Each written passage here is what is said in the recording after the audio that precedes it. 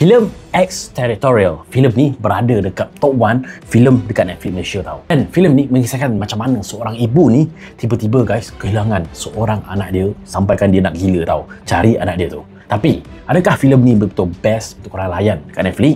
Okey, filem ni dia mengisah tentang Sarah, seorang pesara tentera. Dia pergi dekat konsulat Amerika Syarikat tau. So dia pergi dekat situ sebab dia nak bawa visa. Dia pergi tu bersama anak dia. Pada awal lagi kita boleh nampak dia jalan dengan anak dia, semua masuk dekat situ dan anak dia ni nak main dekat taman permainan.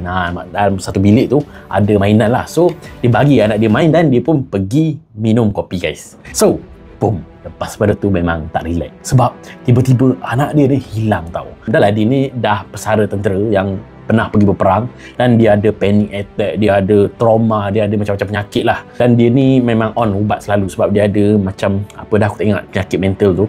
So, bila dia dapat tahu yang anak dia hilang ni, memang dia panik gila lah. Memang habis semua orang kat konsulat tu, dia cari dan dia kejar juga supaya cari anak dia ni. Sebab dia yakin dia bawa anak dia bersama dia dan tiba-tiba anak dia ni hilang dalam tempat tu kan. So, memang gila lah kan kalau kita mak pun, parent, tiba-tiba anak hilang memang gila kan.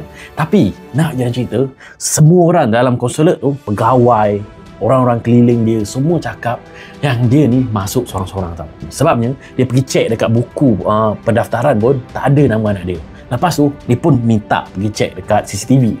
Dekat CCTV pun, tak ada anak dia guys. Dan apa yang berlaku lepas tu, korang semua kena tengok sendiri filem ni. Okey, apa yang best dalam filem ni? Aku rasa filem ni macam typical filem-filem yang kalau korang tengok sebelum ni yang kehilangan anak tiba-tiba ni, so dia macam story yang sama je, dia repeat daripada cerita-cerita sebelum ni dan korang mungkin akan boleh agak dah daripada awal apa yang akan berlaku next dekat ending tu dan korang mungkin akan tahu daripada awal lagi siapa penjahat sebenar, apa yang akan berlaku. Dan bagi aku filem ni cukup biasa, dia tak ada buat macam kita rasa intense ataupun action dia pun macam biasa-biasa je dan standard popcorn movie untuk kita layan saja-saja gitu je. Dan rating aku untuk filem ni aku boleh bagi 5/10 guys. Komen korang ni apa kata orang pasal filem Extraterritorial ni. Okay, jom.